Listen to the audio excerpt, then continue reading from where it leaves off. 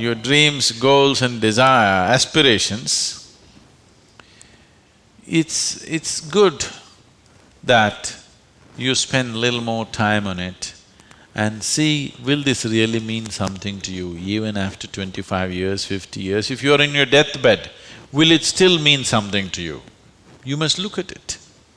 Whatever you're aspiring for, whatever you're dreaming of, whatever goals you have set, will it really mean something? Because most of these goals are traps. They're just traps. You get in, it's only one-way street, you can't turn back. I want you to look at this, because many of them are older than you. You ask them what they dreamed of at 18, they're fortunate it didn't come true.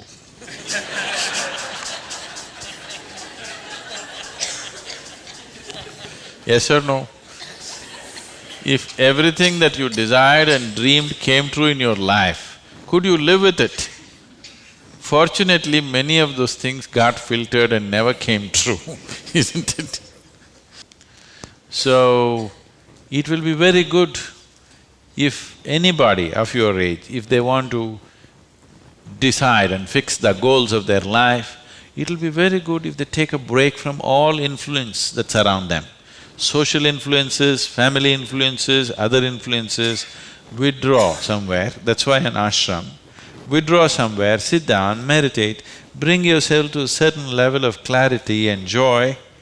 When you're very happy and clear, you must decide. Not in desperation you set goals. Desperate goals that you set will mean a lot to you at that moment. Tomorrow morning you look, you don't know why you're tangled up with it. So, it'll be good. If you're fixing your life, it's best that you do it when you're very, very peaceful, happy and clear-headed, isn't it? Not influenced by anything around you, simply by yourself. Sit and decide what is it that you really want to become in your life. What is it that will be of enduring value for you, not for somebody else, for you. And you don't have to build a personality for that, you strive for that. The necessary persona will come. You must understand what a personality is. The word personality comes from the word persona. Persona means in Greek or in Latin, I'm sorry, is a mask. This is a mask that they used to use in old theaters. Now the same people will be playing many roles. Let's say Ramayana is happening. You have to play Rama's role also and Sita's role also and Lakshman's role also. For everything there's one mask. You hold this mask and speak like Rama, keep it down. Hold this mask and speak like Sita, keep it down. Hold this and speak like Hanuman and keep it down. This is how the plays were done. So it is those masks which were referred to as persona.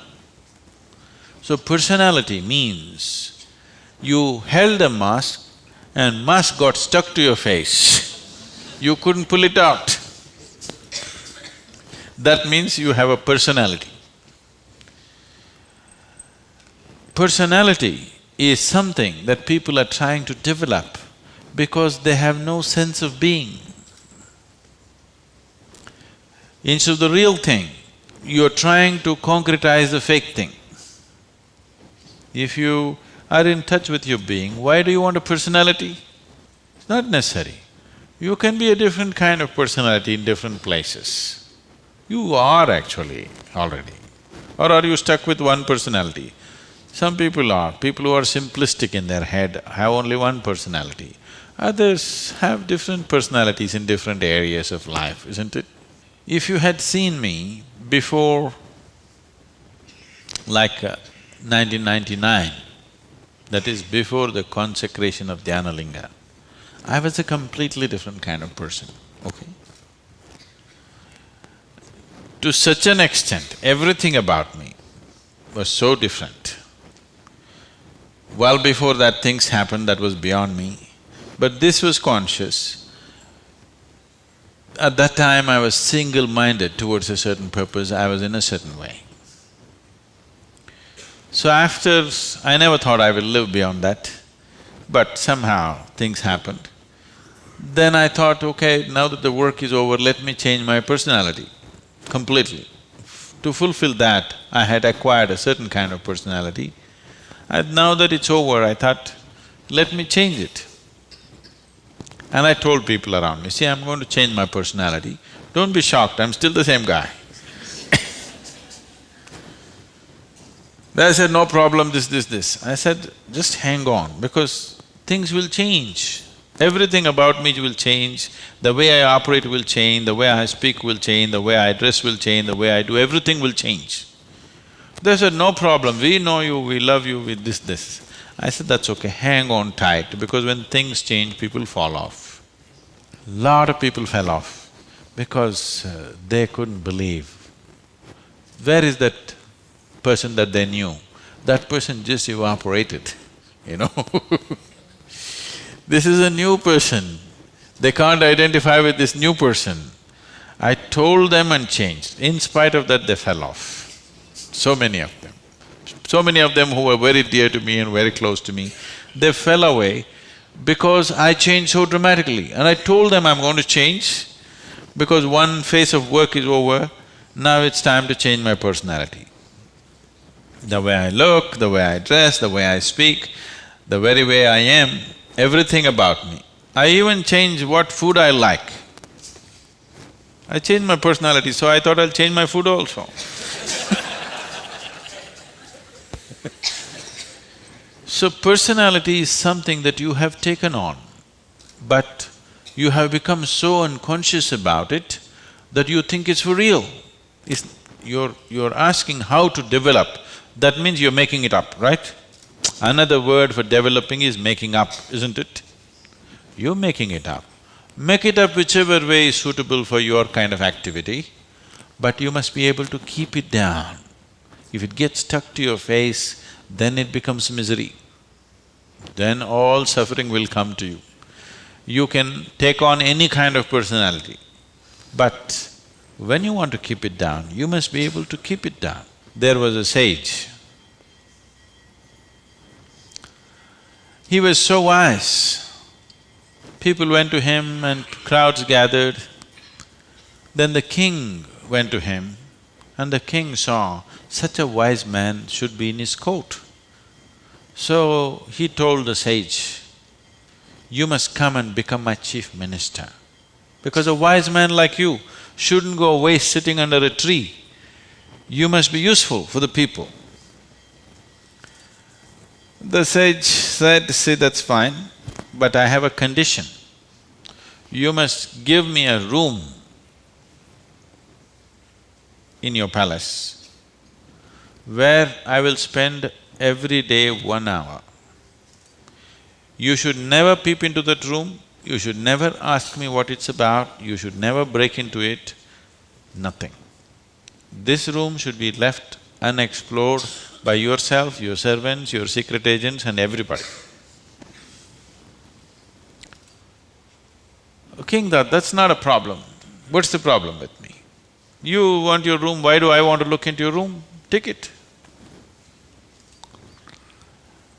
Then whenever any important meeting is to come, this man who's sage, now who's become a minister, so he's wearing appropriate clothes for the palace, but he goes in to this room and locks himself for 1 hour and comes out. A few months and years passed, but then after that, king's curiosity, it even got us to Mars. He wants to know what the hell is he doing inside.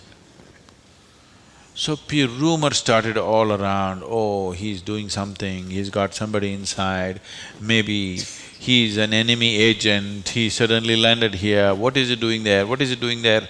Everybody, the whole palace started buzzing around with what is he doing in this room. Everybody wants to see what's in the room, but it's always locked, he goes in, spends time there and comes out. Especially when something important is to be done, he goes in. All kinds of rumors happened.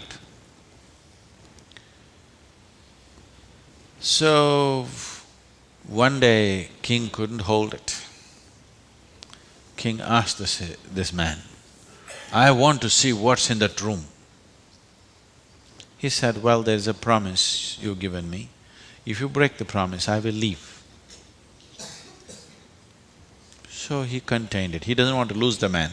He's too wise.